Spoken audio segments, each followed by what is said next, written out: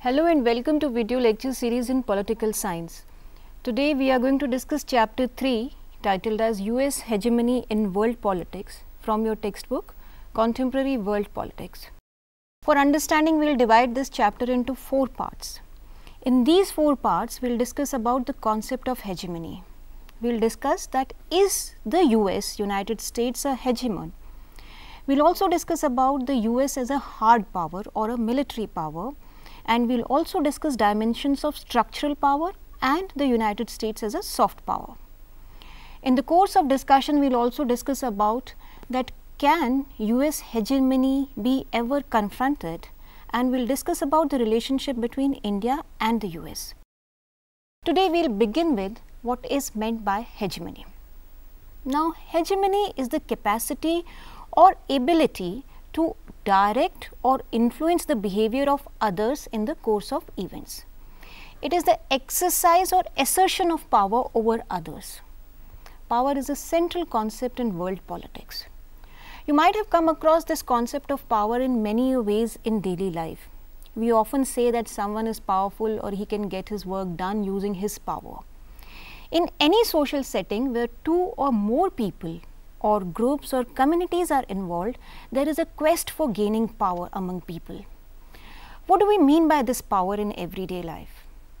Power is the ability of the individual or a particular group to influence or change the course of events and happenings in the desirable fashion. What he or she desires is the outcome. Not only gain power, but individuals tend to retain power. In the field of IR, international relations, power is a contested concept. What do we mean by contested concept? Is that there is no clear-cut definition of power. In general sense, power means or is understood as control over resources, control over other people, and control over outcomes or the results also. Power can be economic, power can be political, power can be military, or power can be cultural superiority as well. Now, in the international system, countries are in a constant struggle to gain and retain power over one another. There is a asymmetrical, which means unequal distribution of power among nations in the global system. Some countries have greater power, some countries have lesser power. Every unit here or every nation attempts to gain or control influence over other nations in the global system.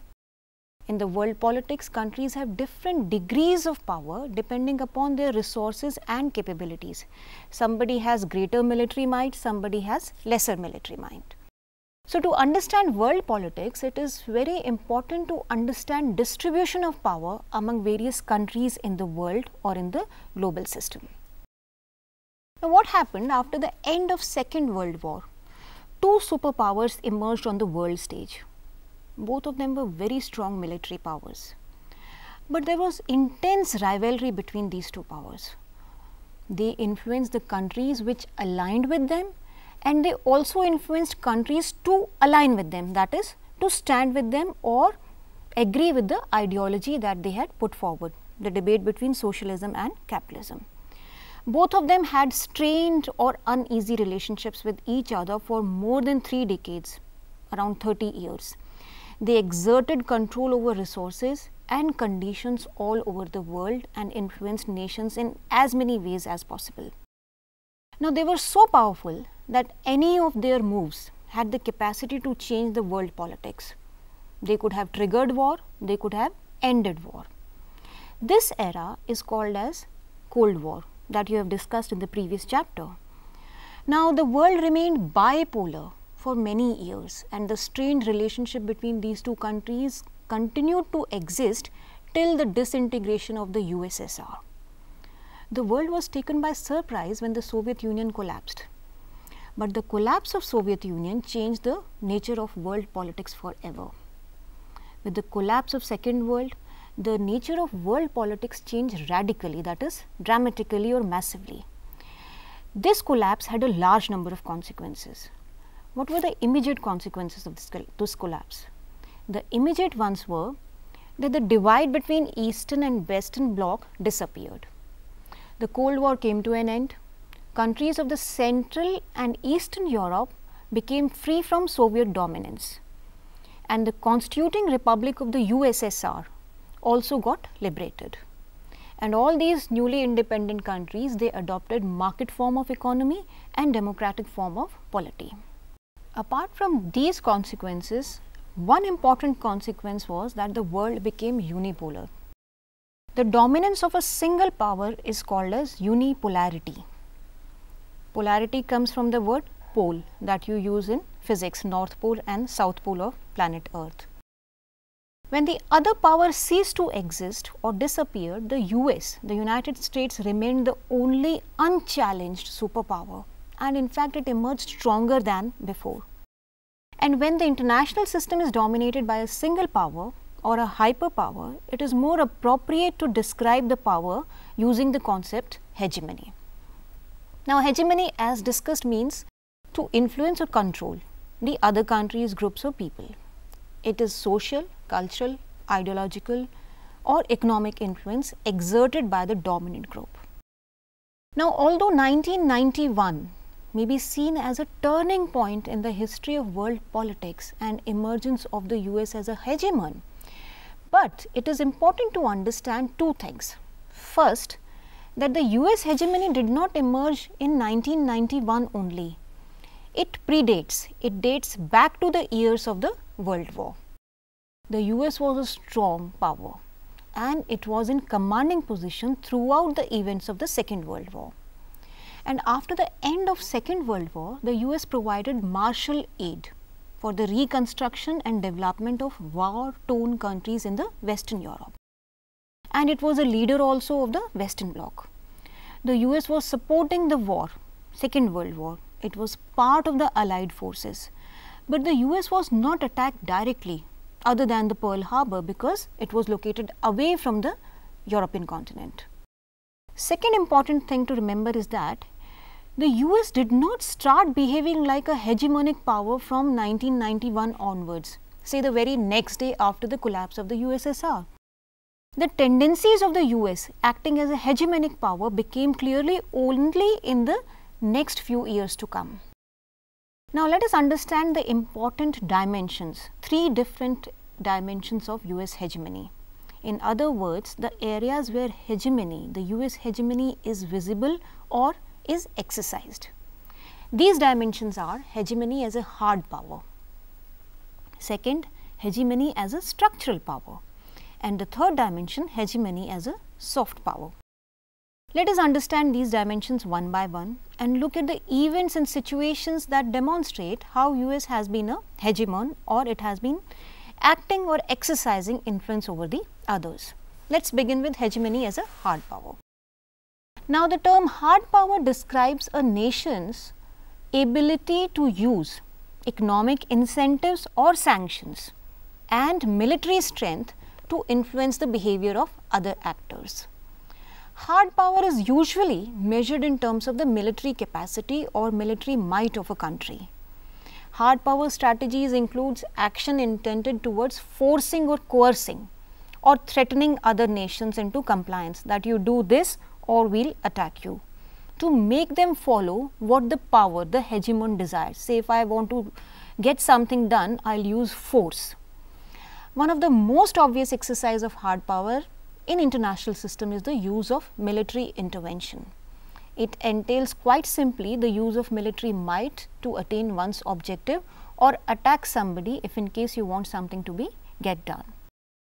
The US can be called as a hard power because of its overwhelming and unchallenged superiority in terms of its military power. Scholars say that today American military dominance is both absolute and relative. What do we mean by this? How US is both absolute and relatively a military dominant force.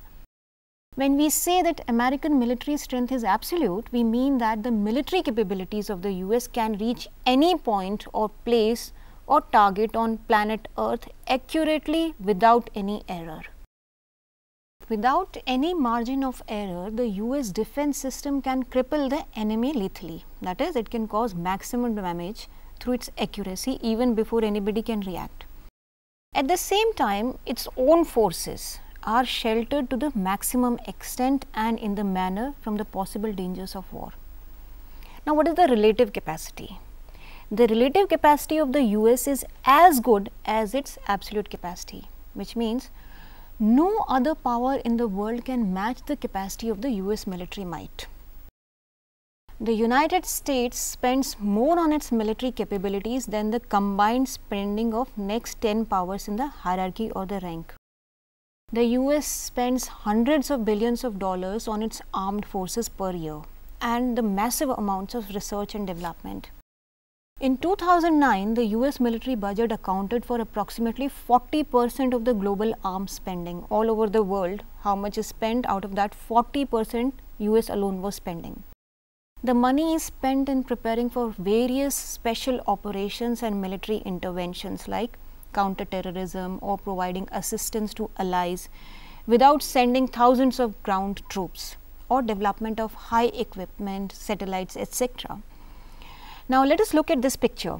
This shows on right hand side the combined budget of the US is equivalent to the defense spending by major countries where China, Russia, Saudi Arabia, France, UK, Germany and Japan combinedly spend as much as the US alone spends.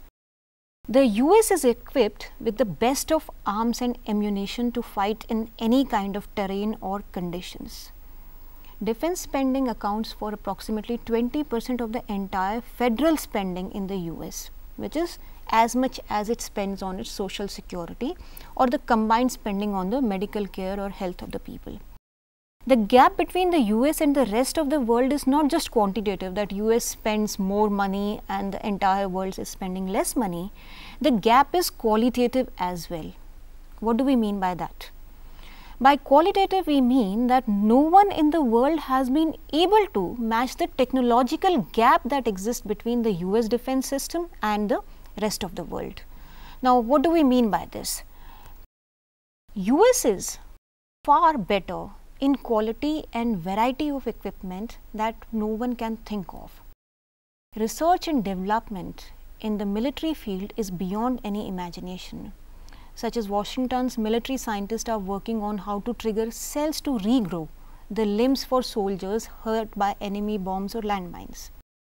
They are also spending money for improving the efficiency and energy in creation in fighting in various terrains. Now, soldiers would be able to run at very fast speed. They would be able to carry large weights and go without sleep for many days together.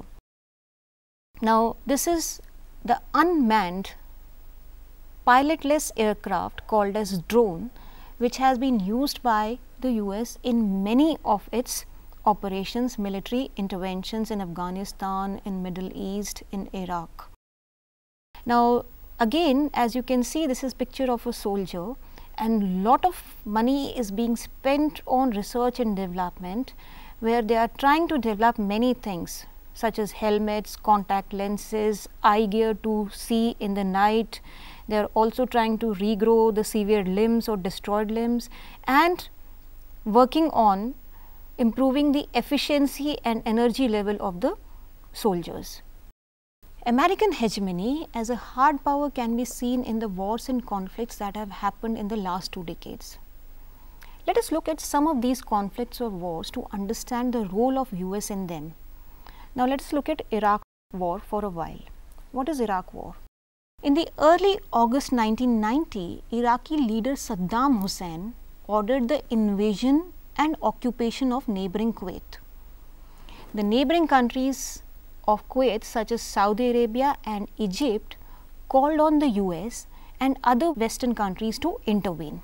As you can see in the picture, Kuwait is a city state. It's a small state surrounded by Saudi Arabia on one side and Iraq on the other side. Kuwait was invaded by Iraq and the help was sought by Saudi Arabia. And here you can see the 5th president of Iraq, that is Saddam Hussein. Now, a series of diplomatic talks to convince Iraq to quit Kuwait failed. When Saddam Hussein did not agree to the demands of the UN Security Council to withdraw from Kuwait by mid-January, the UN decided to liberate Kuwait by force. They thought that we will send military and get the state liberated. This was one of the decisions regarding war that was taken after a long deadlock of the Cold War. During the Cold War, nothing happened, no military intervention happened. Now, having decided to use force, the Persian Gulf War began with a massive US-led air offensive known as Operation Desert Storm. We will discuss about the first Gulf War in greater detail in the next part of this chapter. To conclude this part, let us summarize what we discussed today. In this part, we discussed about what is meant by hegemony. What is hegemony in international relations? We discussed about struggle for power between different nations, and we discussed that is US a hegemon and the emergence of US as a unipolar power or a sole power after the fall of or the collapse of communism and the USSR. We briefly discussed the military capacity of the US, which is both in relative sense and in absolute sense greater than many of the powers next in the hierarchy. In the next part of this chapter, we will discuss about the Iraq War, the details of the Iraq War, and the other military operations or interventions carried by the US to show its military might. Till then, you can enjoy reading this part of the chapter. Thank you.